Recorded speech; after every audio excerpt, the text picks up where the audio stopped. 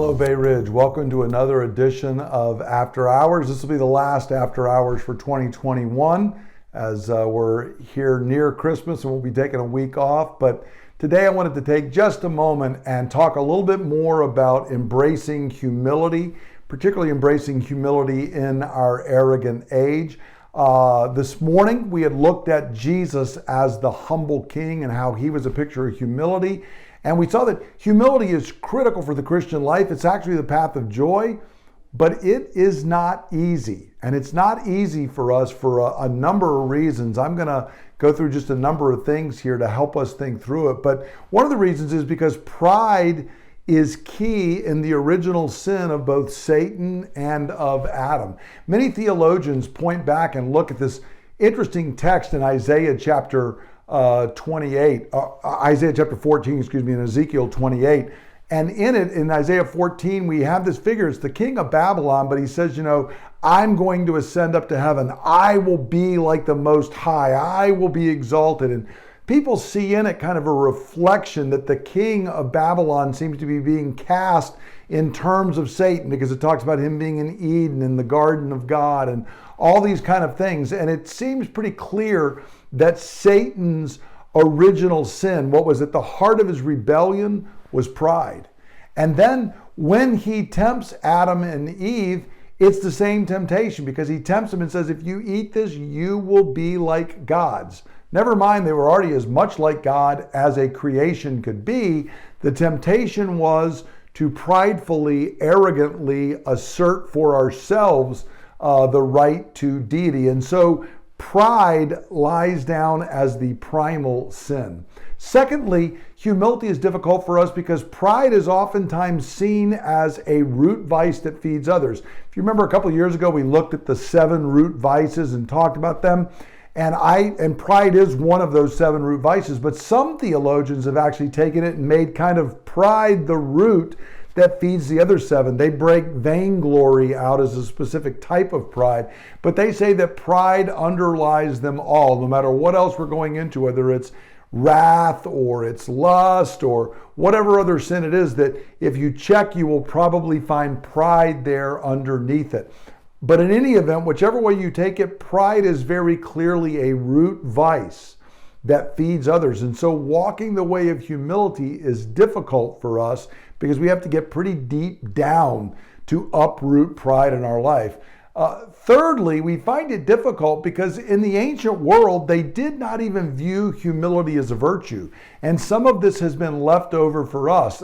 In the ancient world, they had 4 key virtues, which were temperance and prudence and courage and justice. And Christians often added to those the Christian virtues of faith, hope, and love. But humility was not even the list of virtues. And as we come down to our own time, we see with a philosopher like Nietzsche, who actually looked and said humility was weak.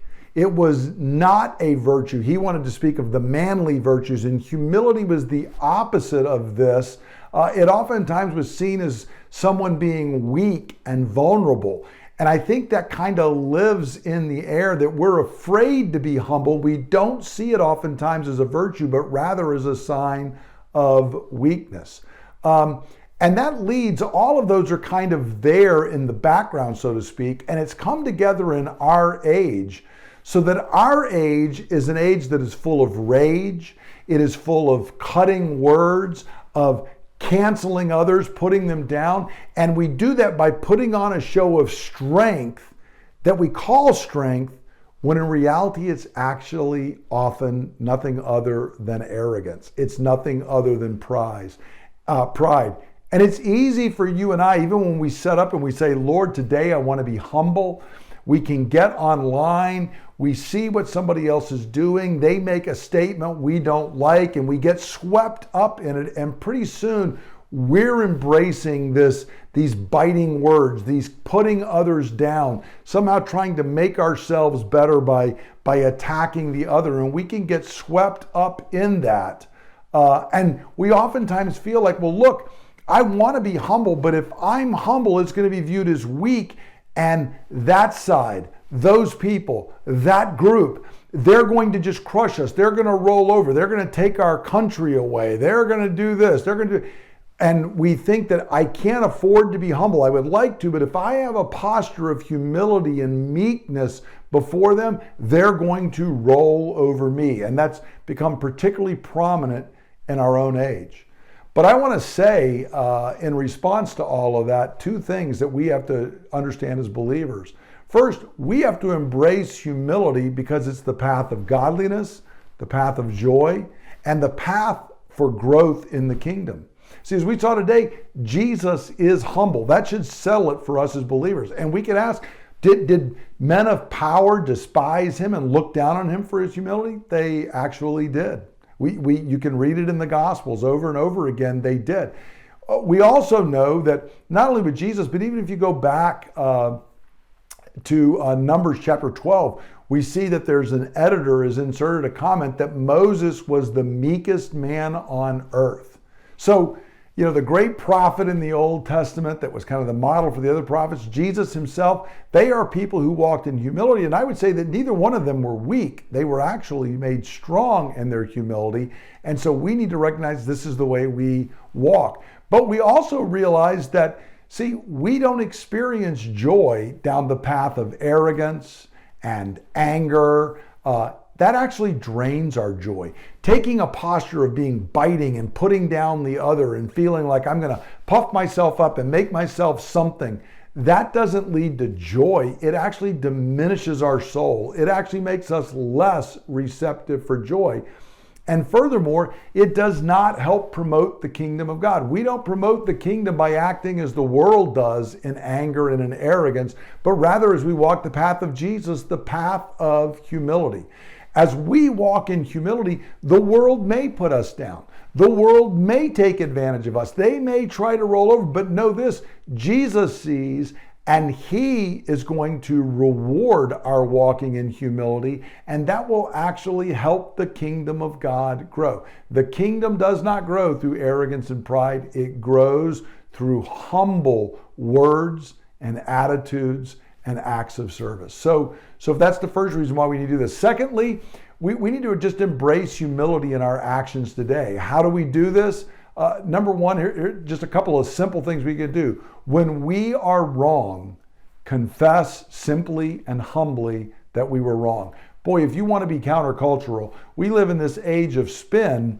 And again, we see this so often with our politicians. I can't admit that I'm wrong. If I admit that I'm wrong, I'm going to be canceled. I'm going to be thrown aside. They're going to, it'll be the end of my political career. Well, you know what? It might be, but better to be humble and walking the path of Jesus, regardless of what our culture says or does, than walking the way of the world. So when we are wrong, we simply and humbly say, I was wrong. It's a great practice within our marriages, with our kids, in our relationships with one another. Secondly, when other people are wrong, be quick to forgive. See what happens in our culture because we're not humble. If anybody is wrong, we cancel them. We demand the pound of flesh, and at the end of the day, we still won't forgive. Well, we need to be the opposite. What if they have canceled us? What if they've canceled people like us? What do? We are quick to forgive. We forgive as the Lord forgave us. And then we always try to show humility and grace in our interactions with others. Again, rather than being angry, rather than being biting, rather than trying to put down, we show humility in the way we speak and talk and act towards others, both to their face and even behind their back. We walk the path of humility. For the path of humility is the path of godliness, the path of joy, and the path that will lead to the growth of the kingdom. Hope this is encouraging to us and how we can embrace humility in this age of arrogance and rage. And I hope that we'll all be able to take the time, if you are in the area, to come on Christmas Eve. We'll be meeting at 6 p.m. Even if you can't, tune in. You can watch us on Facebook or YouTube and join in as we celebrate the coming of the humble King. And then I look forward to seeing everybody in the new year. God bless.